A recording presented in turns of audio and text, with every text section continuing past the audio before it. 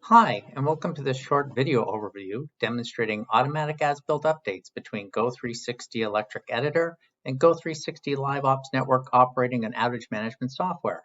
My name is Jeff Cameron, and I have with me Steve Allison, Senior Go360 Application Specialist.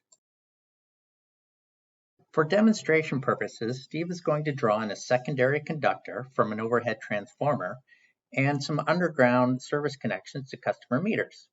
While Steve is drawing, the Go360 electric model will be managing all electric connectivity rules and feeder management in real time. Go360 Editor is very easy to use and provides tons of GIS and CAD editing capabilities. On the screen, we can see Steve is choosing the pre-configured attributes for his overhead secondary conductor, and he's going to use a draw parallel function to input the line. The underlying network model that Steve is editing against is based on the industry standard electric connectivity and asset model. This model has been defined by the International Electrotechnical Commission and is supported by the IEEE. What's really cool is this one model supports all aspects of the electric utility and can be shared across systems and departments in real time. As Steve is drawing, he is editing the network model by its job state. Typical job states might range from several versions of planned through to approved design for construction and ultimately as an as-built.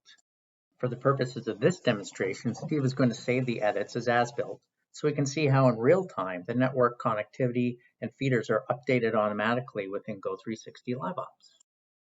Steve is now transitioning from overhead secondary to underground customer connections.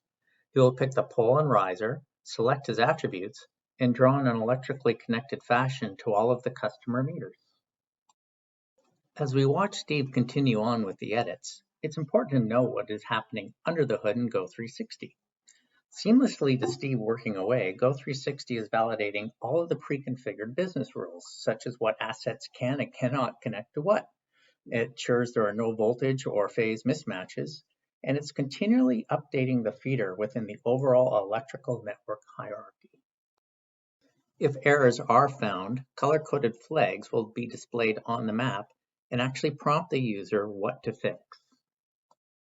It's also important to note that though Steve is selecting his attributes in this specific demonstration, compatible units can be pre-configured or imported from another system and provide the populated attributes required by the user. Other handy features of the Go360 editing software is the ability to pull in land-based data from virtually anywhere. In this case, Steve copied in a free web service link from Microsoft Bing, and the imagery magically shows up as a layer you can turn on or off. Typically, our customers pull in data from a variety of sources. This could be from government, free online web services such as OpenStreetMaps, Bing, Google, importantly CAD drawings, really anything from anywhere. Of note in this project, the customer meters actually came from GPS during a smart meter rollout program by the utility. Now we will watch Steve finish connecting all of the customers via the underground conductors. Once completed, he will save the job as built, and then we will see the real-time update within Go360 LiveOps. We'll also do some fun stuff, like count customers by phase and do a downstream trace from the transformer. In a subsequent video, I'll demonstrate the full power of the Go360 electric model, including such things as switching, planned operations, backfeeding, outage management and restoration, and the calculation of IEEE outage statistics. What I really think is most impressive about this demonstration is that the whole workflow that includes rule-based editing of the network and connecting of 16 customers, saving the as-built, processing the electrically connected feeder, and having an update Go360 LiveOps as a full-fledged network operating and outage management software takes less than 5 minutes. In fact, the automated feeder management and updating process takes only a few seconds. When Steve connects the remaining few customers, he's then going to save the data as built and then immediately switch over to Go360 LiveOps. Within LiveOps, we'll be able to look at the data as a control room operator would see it, interrogate the system, and run some traces.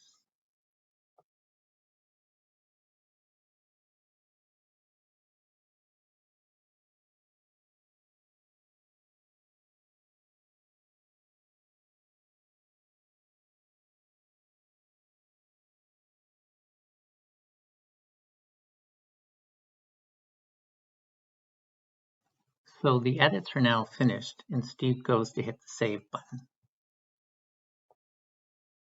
Now he'll switch over to Go360 LiveOps. And here you can see the Go360 LiveOps screen.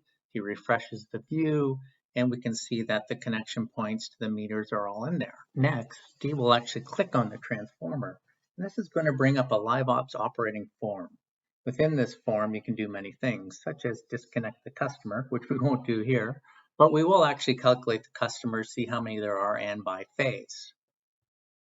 And quickly, Steve will run a network downstream trace from that particular device, and we'll see all the customers and where they are and how they're connected to the network. Of course, we could trace upstream to the breaker, upstream to the nearest switch, upstream to the nearest device. The fact is, everything's within the network model now, and it's ready for use in Go360 LiveOps.